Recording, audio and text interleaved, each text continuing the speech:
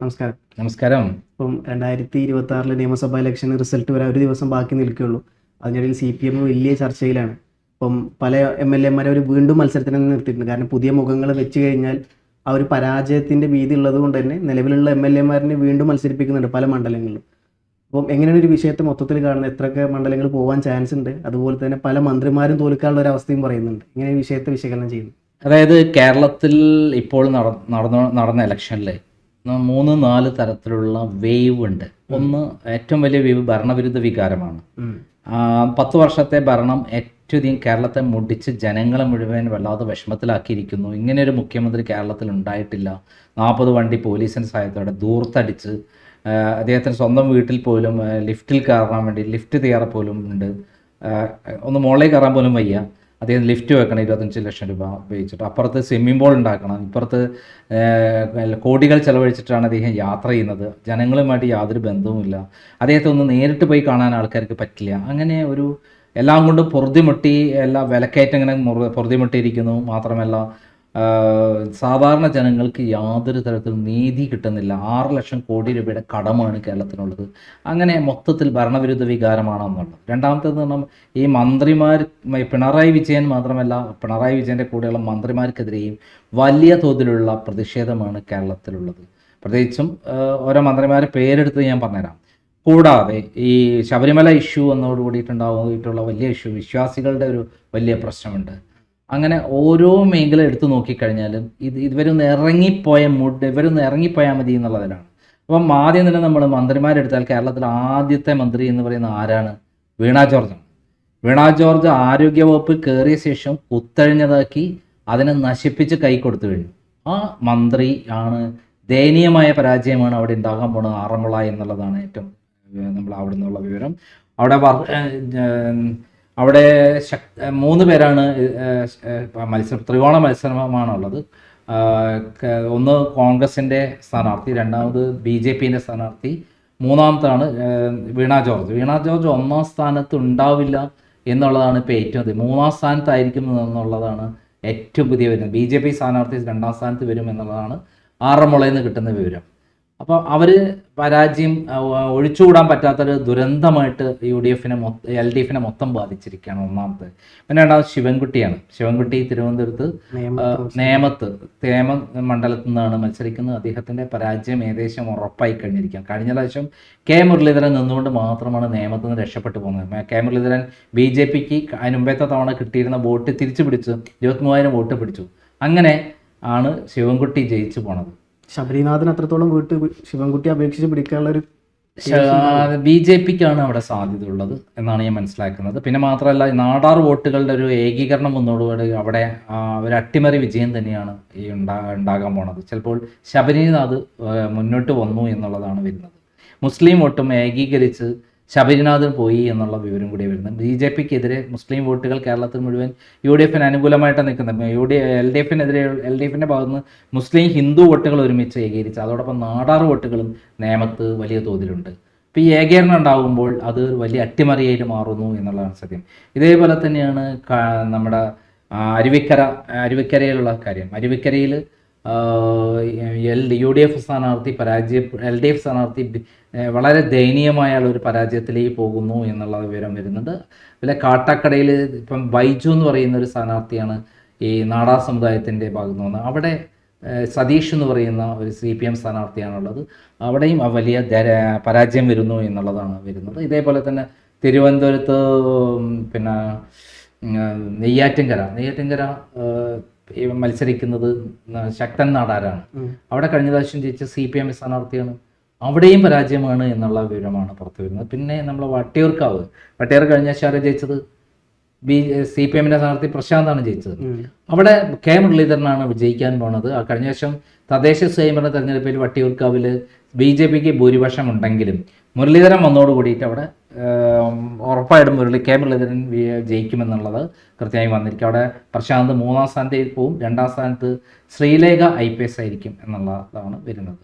അപ്പോൾ തിരുവനന്തപുരത്ത് തന്നെ വലിയ അട്ടിമറികളാണ് നടക്കാൻ പോകുന്നത് എന്നുള്ളതാണ് ഏറ്റവും പ്രധാനം. പിന്നെ വർക്കല ജോയ് തന്നെ എന്നോട് നൽകിയ ഇൻ്റർവ്യൂവിൽ പറയുന്നുണ്ട്, അവിടെ 15,000 വോട്ടിന് കഴിഞ്ഞ ശേഷം ജയിച്ചിട്ടുണ്ട്. പക്ഷേ ഇപ്രാവശ്യം 2,000 വോട്ട് 3,000 വോട്ടിന് മാത്രമേ ജയിക്കാൻ സാധ്യതയുള്ളൂ.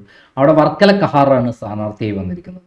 വർക്കല കഹാർ വോട്ടുകൾ ഏകീകരണം അവിടെ നടന്നിരിക്കുന്നു എന്നുള്ളതാണ് പറയുന്നത്. അപ്പോൾ അവിടെയും വലിയ ഒരു പരാജയമാണ് വരാൻ പോകുന്നത്. പിന്നെ DK മുരളി മത്സരിച്ച വാമനപുരത്ത് അവിടെയും ഏറ്റവും കൂടുതൽ ഈ പിന്നെ നാടാർ വോട്ടുകൾ ഏറ്റവും കൂടുതൽ സ്ഥലമാണ് വാമനപുരം. അവിടെ സുധീറാണ് മത്സരിച്ചിരിക്കുന്നത്. അദ്ദേഹം വിജയിക്കുമെന്നുള്ളത് തന്നെയാണ് അവിടെ നിന്ന് കിട്ടുന്ന വിവരം. അല്ല, നസീറാണ് അവിടെ മത്സരിച്ചത്. അവിടെ നസീർ ജയിക്കുമെന്നുള്ളതാണ് അവിടെ നിന്ന് കിട്ടുന്ന വിവരം. കൊല്ലത്തേക്ക് കടന്നു കഴിഞ്ഞാൽ കൊല്ലം സിറ്റിയിൽ ആരാ ജയിച്ചത്? മുകേഷായിരുന്നു മത്സരിക്കുന്നത്. ബിന്ദു കൃഷ്ണ ഉണ്ട്. ബിന്ദു കൃഷ്ണ അവിടെ അട്ടിമറി വിജയം നേടും എന്നുള്ള കാര്യം സംശയമില്ല. കഴിഞ്ഞ കോർപ്പറേഷൻ ഇലക്ഷനിൽ അവിടെ CPM-ന്റെ സിറ്റിംഗ് സീറ്റായ കൊല്ലം ബിന്ദു കൃഷ്ണ വൻ ഭൂരിപക്ഷത്തോട് ജയിക്കും എന്നുള്ളതിൻ്റെ ഏറ്റവും വലിയ തെളിവാണ് കോർപ്പറേഷൻ ഇലക്ഷനിലുണ്ടായ വിജയം. അതിന് കാരണക്കാരാണ് മുകേഷ് എന്ന് പറയുന്ന തനി ആഭാസനായ ഒരാൾ അവിടെ കൊണ്ടു നിർത്തി ജനങ്ങളെ പരീക്ഷിച്ചതാണ് കൊല്ലത്ത് നിന്നുണ്ടായിട്ടുള്ള ഏറ്റവും വലിയ തിരിച്ചടിയായി വരുന്നത്. അതോടൊപ്പം തന്നെ കഴിഞ്ഞ തവണ അവർ വിജയിച്ച ചവറയിൽ ഇത്തവണ പരാജയമാണ് LDF-ന് എന്നുള്ളതാണ്. കഴിഞ്ഞ 1000-ഓളം വോട്ടിന്റെ ഭൂരിപക്ഷം മാത്രമേ ഉള്ളായിരുന്നു. സുജിത് വിജയംപിള്ള ചെറിയൊരു മാർജിനിലാണ് കഴിഞ്ഞ പ്രാവശ്യം. ഇത്തവണ അവിടെയും അട്ടിമറി നടക്കുന്നു എന്നുള്ള ഇതാണ് വന്നത്. കരുനാപ്പള്ളി കഴിഞ്ഞ ശേഷം UDF ആണ് ജയിച്ചിട്ടുള്ളത്. ഇതേപോലെ തന്നെ കൊട്ടാരക്കര ആരാ മത്സരിക്കുന്നത്? ആയിഷ പോറ്റി. മറുഭാഗത്ത് ആരാണ്? ബാലഗോപാലാണ് മത്സരിക്കുന്നത്. ധനകാര്യമന്ത്രി അവിടെ പരാജയപ്പെടുന്നു എന്നുള്ളതാണ് അവിടെ നിന്ന് കിട്ടുന്നത്. ആയിഷപ്പറ്റി ശക്തമായ മത്സരമാണ്. അവിടെ CPM-ന്റെ ഉള്ളിൽ നിന്നുള്ള വോട്ടാണ് ഒരു ബൾക്കായിട്ടുള്ള ഒരു വരുന്ന മുസ്ലിം ക്രിസ്ത്യൻ വോട്ടുകളും അവർക്ക് കിട്ടുന്നു എന്നുള്ളതാണ് അവിടെ ഉള്ള ഏറ്റവും വലിയ വിശേഷത. ഇതേപോലെ തന്നെയാണ് നമ്മുടെ പത്തനാപുരം മന്ത്രി ഗണേഷ് കുമാർ അവിടെ അദ്ദേഹം തന്നെ പറഞ്ഞ 5000 പേരുമായിട്ട് എനിക്ക് ബന്ധമുണ്ട് സ്ത്രീകളായിട്ട്. അത് വന്നതോട് കൂടിയിട്ട് അയാളെ പറ്റിയുള്ള എല്ലാ ഇമേജും തകർന്നു. അവിടെ ജ്യോതികുമാർ ചാമക്കാല കഴിഞ്ഞ കുറേ കാലമായിട്ട് ഒരു കൊല്ലമായി ഇരുന്ന് അവിടെ അടിത്തട്ടിൽ വരെ പ്രവർത്തിക്കുക. അതിൻ്റെ കഴിഞ്ഞ തദ്ദേശ സ്വയംഭരണ തെരഞ്ഞെടുപ്പിൽ അവിടെ ഭൂരിപക്ഷം UDF-ലേക്ക് മാറി എന്നുള്ളതാണ് വിശേഷത. അപ്പോൾ കൊല്ലത്ത് ഈ 3-4 മണ്ഡലങ്ങളിൽ ഉണ്ടാകുന്ന മാറ്റം വലിയ തോതിൽ അത് LDF-നെ ബാധിക്കും.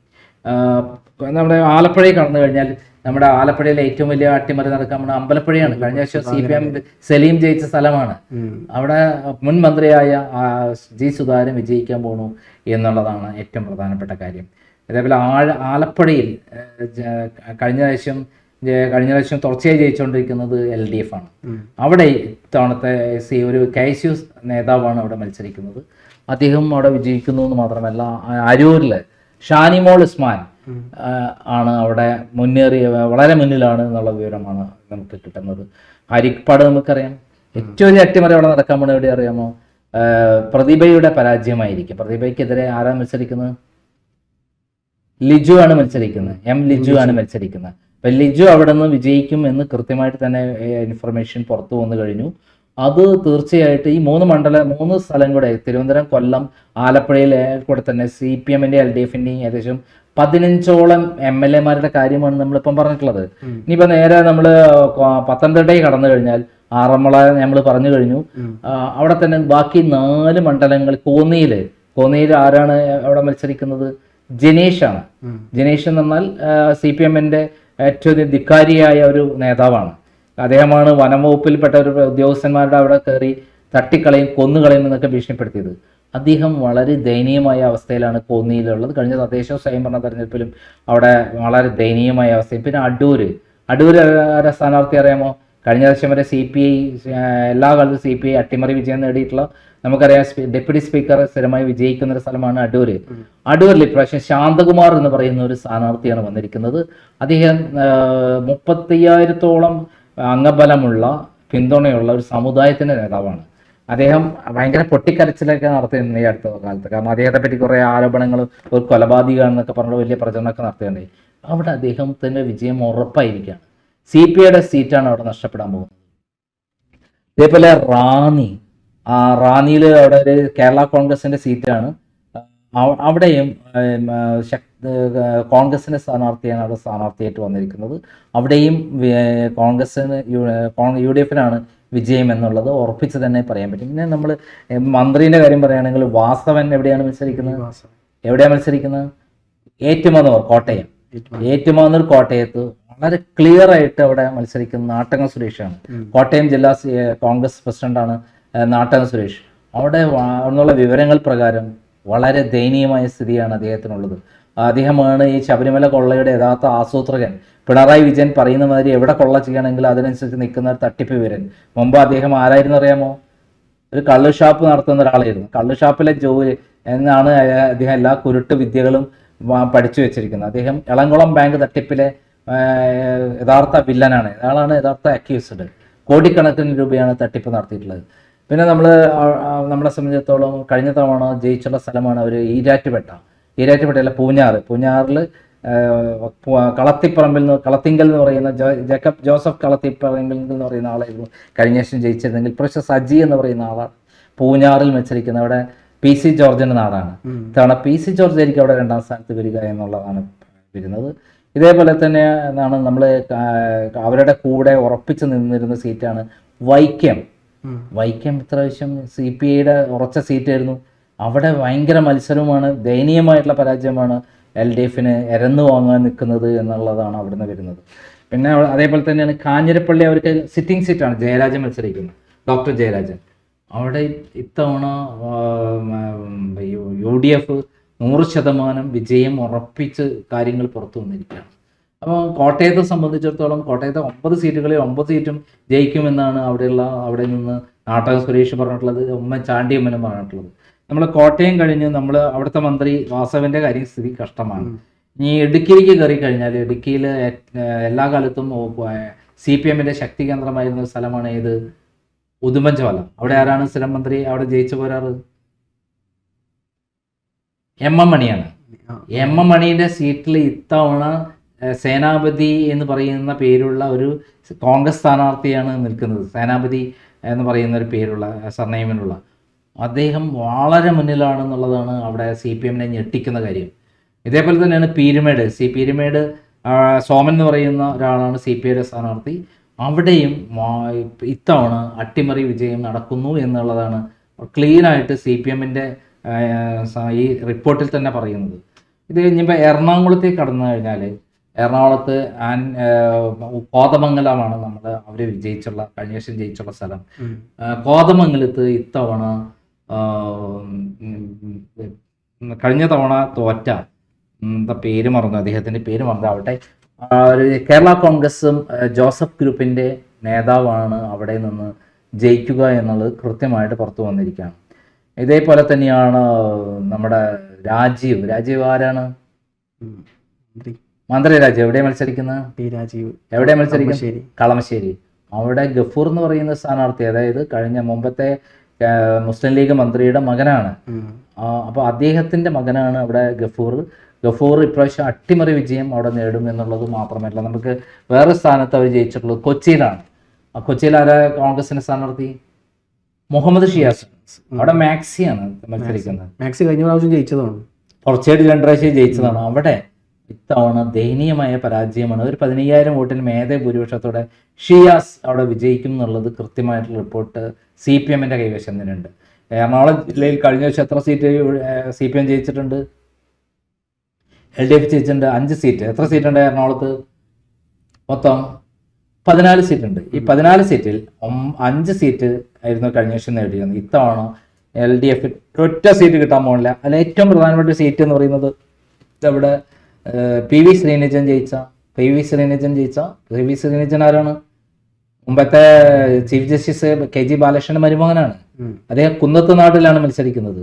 കുന്നത്ത് നാട്ടിൽ ഇത്തവണ ടഫ് ഫൈറ്റ് ആണെന്നും അവിടെ ഉറപ്പായിട്ട് സജീവ് എന്ന് പറയുന്ന മുമ്പത്തെ പത്രപ്രവർത്തകനായ കോൺഗ്രസ് നേതാവ് വിജയിക്കുമെന്നുള്ളതാണ് അവിടെ നിന്നുള്ള വിവരം.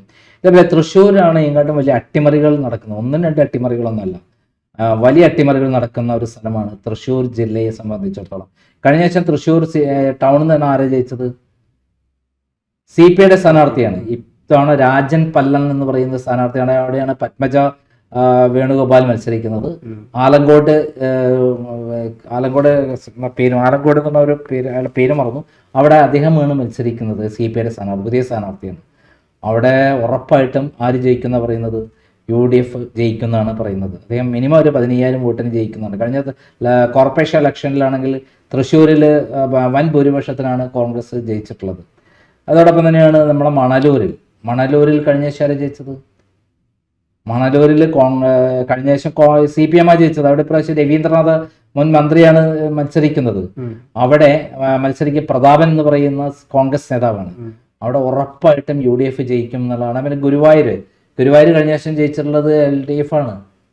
ഇപ്രാവശ്യം അവിടെ ഗുരുവായൂരിൽ BJPയുടെ നേതാവ് ഗോപാലകൃഷ്ണൻ മത്സരിക്കുന്നുണ്ടെങ്കിലും അവിടെ ഉറപ്പായിട്ടും മുസ്ലിം ലീഗ് കാൻഡിഡേറ്റ് അവിടെ നിന്ന് വിജയിക്കും എന്നുള്ള ഇതാണ് പുറത്തു വന്നത്. അവിടെ കഴിഞ്ഞ കുറച്ച് കാലങ്ങളായിട്ട് പിന്നെ ഇതുവരെ മത്സരിച്ച മൊത്തം കാൻഡിഡേറ്റ്സും മുസ്ലിംസ് ആയിരുന്നു എന്ന് പറഞ്ഞുകൊണ്ടുള്ള ഒരു പ്രചരണം വരെ അത് അഴിച്ചുവിട്ടിരുന്നു.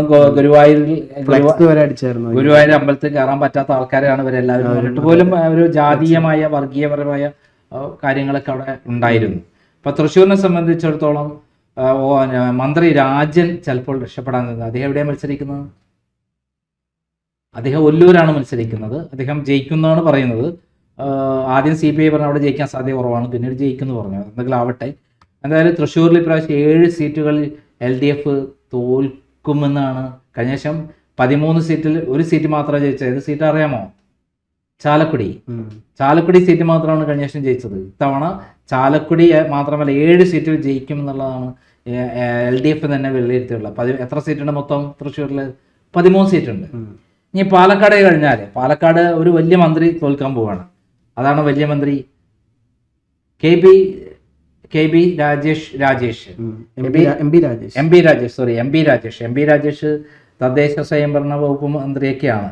അദ്ദേഹം പല ബ്രൂവറി വിഷയത്തിലൊക്കെ കൈക്കൂലി വാങ്ങി എന്നുള്ള വലിയ ഏലപ്പള്ളി പഞ്ചായത്തിലും കൈക്കൂലി വാങ്ങി എന്നുള്ളൊക്കെ വലിയ ആരോപണമുണ്ട്.